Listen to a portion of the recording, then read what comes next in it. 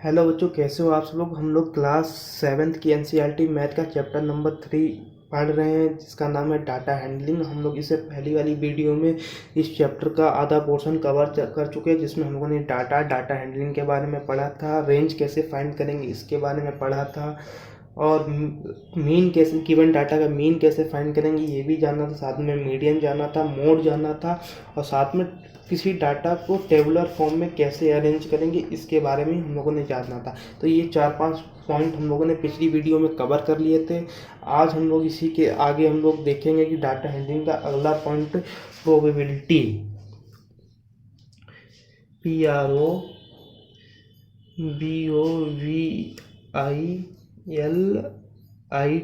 Probability. तो हम लोग जानेंगे प्रोबेबिलिटी क्या होती है और इसे कैसे फाइंड करते हैं।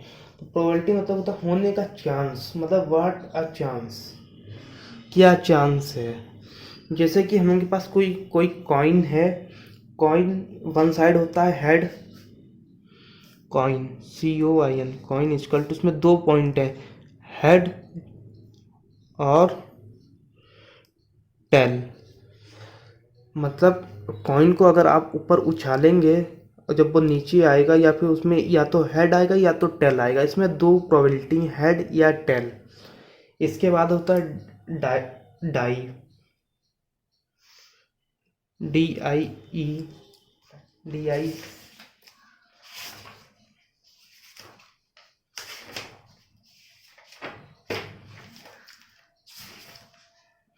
हाँ, मतलब कि ये होता है पासा। मतलब जो हम लोग लूडो खेलते हैं तो उसमें जो स्क्वायर टाइप में जो होता है उसे डाई कहते हैं, पासा। उसमें कितनी प्रोबेबिलिटी होती है, या तो उसमें 1 आ सकता है, 2 आ सकता है, 3, 4, 5, 6। ये 6, या तो उसमें जब हम लोग उसे उछालेंगे या जब खेलते तो उसे हम लोग ऐसे छोड़ेंगे तो उसमें 1 आने की प्रोबेबिलिटी है, 2 आ सकता है, 3 आ सकता है, 4, 5, 6।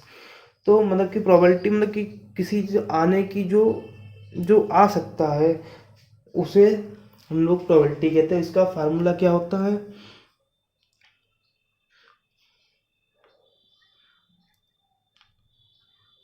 इसका फार्मूला होता है number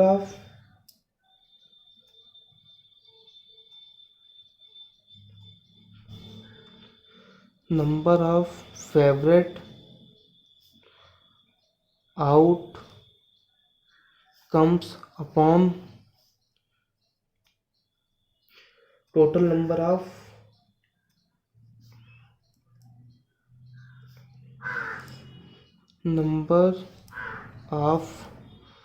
outcomes. Number of favourite outcomes मतलब कि जो हम चाहते हैं, जो हमें चाहिए। जैसे हमने कॉइन उछाला,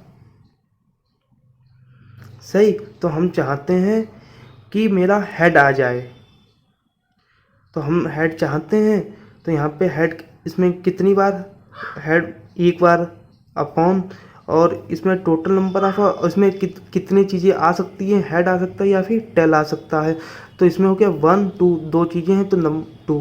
तो इसे हम लोग कैसे लिखेंगे, जैसे कॉइन हम लोगों ने उछाला तो कॉइन को या तो हेड आ सकता है या टेल आ सकता है, और हम चाहते हैं कि ये इसमें टेल आए। तो टेल कितना, एक ही बार तो आ सकता है, तो 1 लिख लिया। ये हम उनका फेवरेट आउटकम्स हो गया, क्योंकि हम टेल चाहते हैं। तो नंबर ऑफ आउटकम, कॉइन उछालेंगे तो कितने आउटकम्स आ सकते हैं, या तो हेड आ सकता है या तो टेल आ सकता है। तो इसमें 2 आउटकम्स हो गए तो 2 हो गया।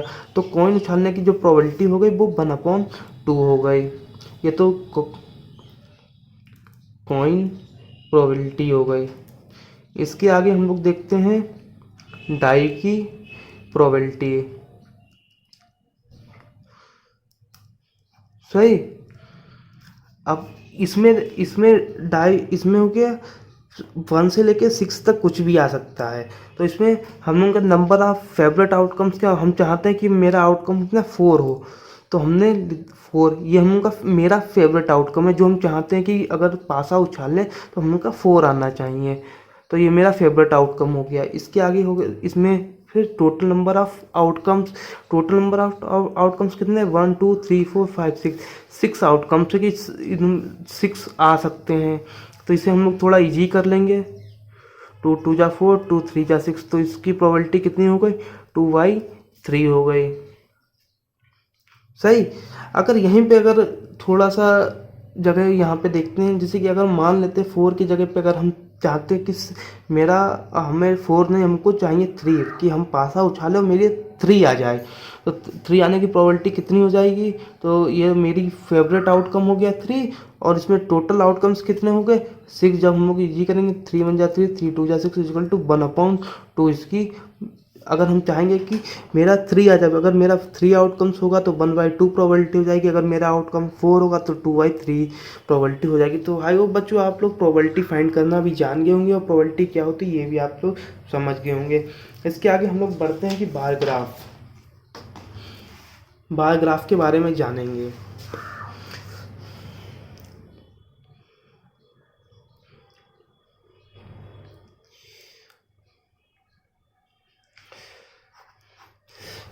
ग्राफ बनाने के लिए हम लोग को एक स्केल की ज़रूरत होती है। नहीं, एक अलग से पेपर आता है जिसमें 1 सेंटीमीटर की स्क्वायर्स दिए, सॉरी, हाँ स्क्वायर्स ही दिए गए होते हैं, स्क्वायर्स हों या क्यूब हो, इस तरीके से होता है। और हम दिखाते हैं बार कुछ इस तरीके से बार ग्राफ होते हैं। जैसे ये वाला बार ग्राफ है, ये है single bar graph. Bar graph कई टाइप, बस single bar graph, double bar graph, 3 bar graph, 4, इस तरीके जैसा हम उनको डाटा दिया गया होता है हम लोग उस तरीके से हम लोग डिसाइड करते हैं कि हमको अपना बार ग्राफ कैसा बनाना है। तो हम लोग जानेंगे बार ग्राफ कैसे बनाएंगे। तो इसी ये A4 पेपर पे रैंडम हम लोग समझ लेते हैं। बाकी जो वैसे ग्राफ बनाने के लिए अलग से एक पेपर आता है वो तो अभी नहीं है, लेकिन हम लोग A4 पे देख रहे हैं। हम लोग कैसे स्केल मैनेज करेंगे वो हम आपको समझा देंगे बड़ी आसानी से। सबसे पहले हम लोग डाटा अरेंज करते हैं, कि हम लोग डाटा ले लेते हैं कि हम लोग के पास गिवन डाटा किया है। फेवरेट कलर, फेवरेट कलर दिए गए हैं हमको, और नंबर ऑफ स्टूडेंट इसमें दिया गया कि ये रेड कलर, ये रेड कलर दिया गया। इसमें 43 स्टूडेंट है जिनका ये फेवरेट कलर रेड है। फिर है ग्रीन, ग्रीन है कितना 19 स्टूडेंट का। उसके बाद है ब्लू, 55 स्टूडेंट का है। उसके बाद है येलो, ये 49 स्टूडेंट का फेवरेट कलर है। अब इसे हम लोग को अरेंज करना है ग्राफ में, जो कि हम लोग का बार ग्राफ होना चाहिए। तो हम लोग इसे कैसे अरेंज करेंगे, इसे हम लोग रैंडम समझते हैं। सबसे पहले हम लोग इस तरीके से एक लाइन खींचेंगे, और ये ऐसे है, सीधी नहीं है, तिरछी है। बाकी आप लोग स्केल का यूज़ करिएगा जब भी बनाइएगा। तो ये पॉइंट होता है यहाँ पे 0, ये यहाँ पे ये स्केल होती है दोनों साइड पे, ये होता है 0। अब ये हम लोग यहाँ पे लिख देते हैं, ये हम लोग का एक्सेस होता है एक्सेस, ये सारा मेंशन किया जाता है ग्राफ पर, कभी भूलना मत। ये एक्सेस होता है हम लोग का बाई एक्सेस। अब एक हम लोग को ये इधर से इधर ये चलता, ये होता है जेड एक्सेस। ये हम लोग को बड़ी क्लास में आप लोगों को पढ़ने को मिलेगा। तो अभी आपकी क्लास में ये 2 ही एक्सेस पे वर्क दिखाया गया है। तो हम लोग यहाँ पे सबसे पहले स्केल बनाते हैं। हम लोग मान लेते हैं यहाँ पे हम लोग पॉइंट लगा लेते हैं 10, 20, 30, 40, 50, 60। हम लोगों ने 60 तक पॉइंट लगा लिया, क्योंकि हम लोगों के पास मैक्सिमम नंबर 55 है। तो हम लोगों का 60 तक बार ग्राफ अरेंज हो जाएगा। हम लोग इसके आगे 70, 80, 90, और ये स्केल हम लोग की क्या चल रही है 1। ये सारे ये जो कॉपी पर ये जो होते हैं ये 1 सेंटीमीटर की डिस्टेंस होती है। तो यहाँ पर हो जाएगा 1 यहाँ पे हम लोग स्केल भी नोट की जाती है। यहाँ पे स्केल लिख देंगे 1 सेंटीमीटर इक्वल टू 10 स्टूडेंट। अब यहाँ पे हम लोग अब यहाँ पे 1 सेंटीमीटर पे ये हो गया रेड,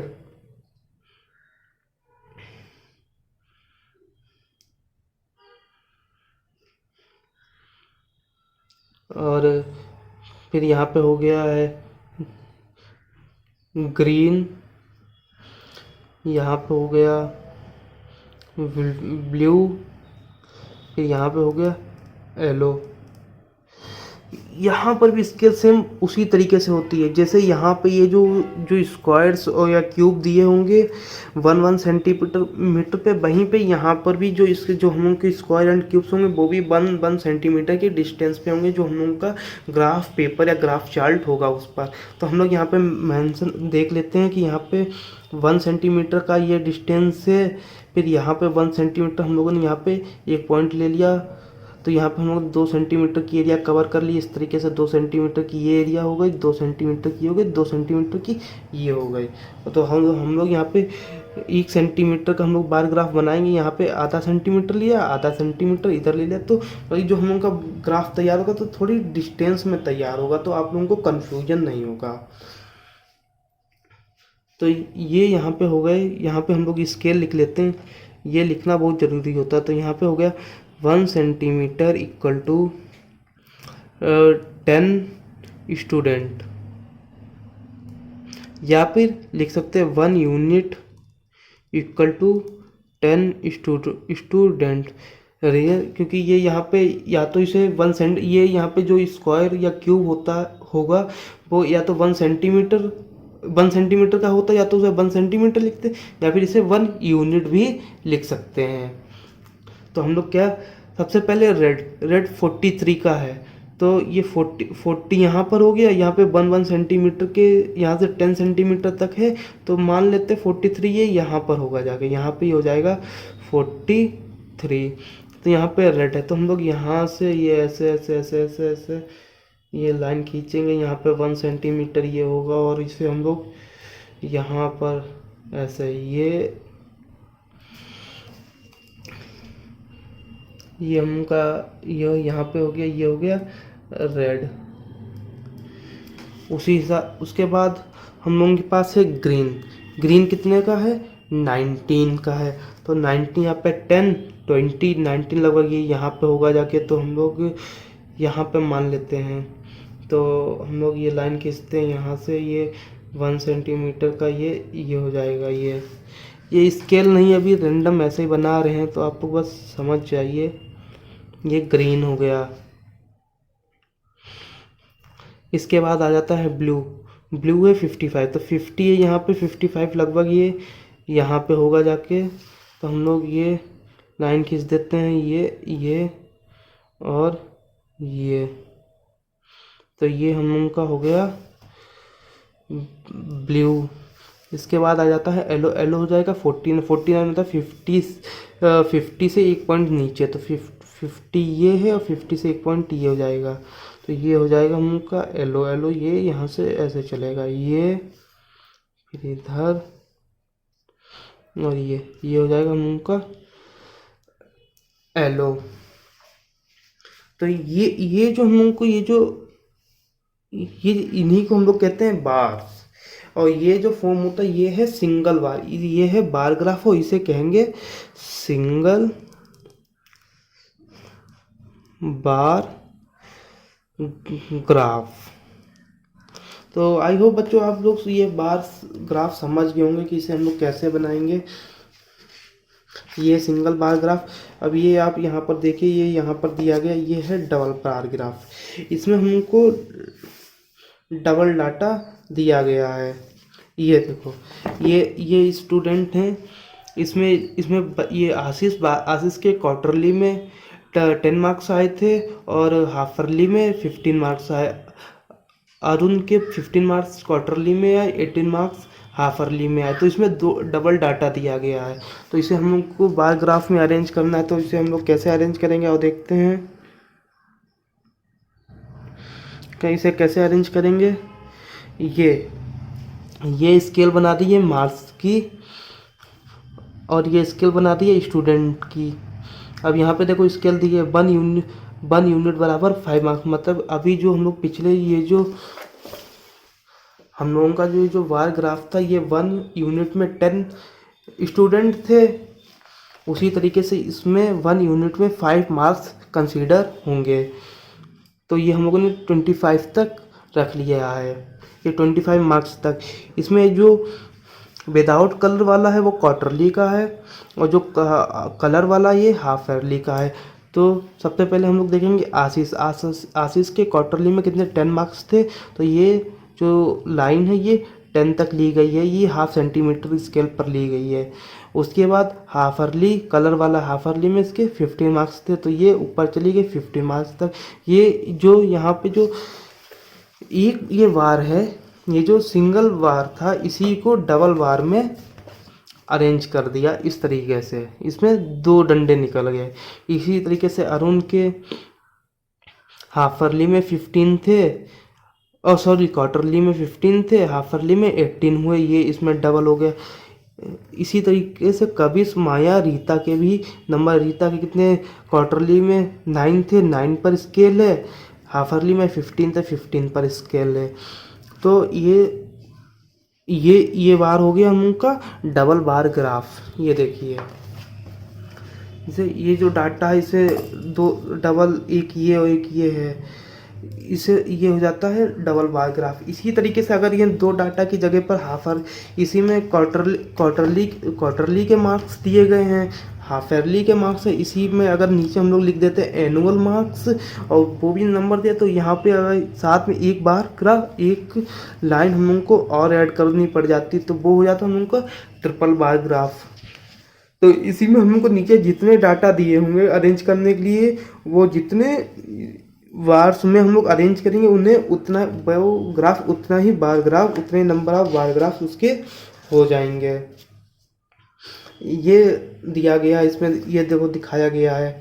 ये जो हम लोग प्रोबेबिलिटी निकाल लेते हैं, प्रोबेबिलिटी में 6 पॉइंट आने के चांसेस थे, तो हम लोग इसमें दिखाया टैली मार्क्स, इसमें 1, तो उसमें आप प्रोबेबिलिटी फाइंड करते जाइए, जितनी प्रोबेबिलिटी आती जाएगी उसे टैली मार्क्स से उसे डिनोट करते जाएंगे।